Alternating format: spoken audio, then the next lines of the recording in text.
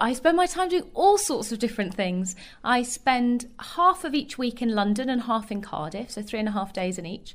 And in Cardiff, it's mainly doing things like visiting local schools, meeting the police, community groups, visiting churches and mosques, and also helping individuals with particular problems that they might have. In London, it's very mixed. It can be asking questions of ministers in the House. It can be having meetings with different organisations, with lobby groups, with charities, and also at the moment I'm on a bill committee, so going through a piece of legislation clause by clause, which takes hours. What's the most satisfying thing that you've done in your life as an MP? By far the most satisfying part is the casework, so individuals' problems. For example, we had a case that's just been solved this week and has been going on for about 3.5 years.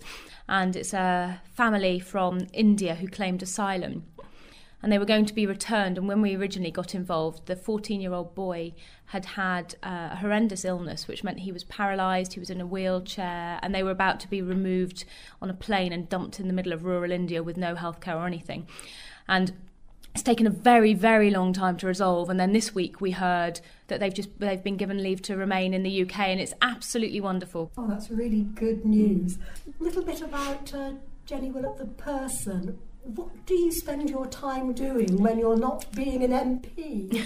Do you have any time outside? There's not a huge amount of time. I have to confess, at the moment, I spend all of my spare time organising my wedding, because I'm getting married in 10 weeks' time. Oh, congratulations. And so I don't have very much spare time at all, because that's taking up every minute I have. Aside from that, I don't know, I have 2 cats. Does that count? It certainly does. Certainly I does. read books, I play the piano, all sorts of terribly boring things, really. And I love travelling. Great. And one final thing, what would you like to be remembered for?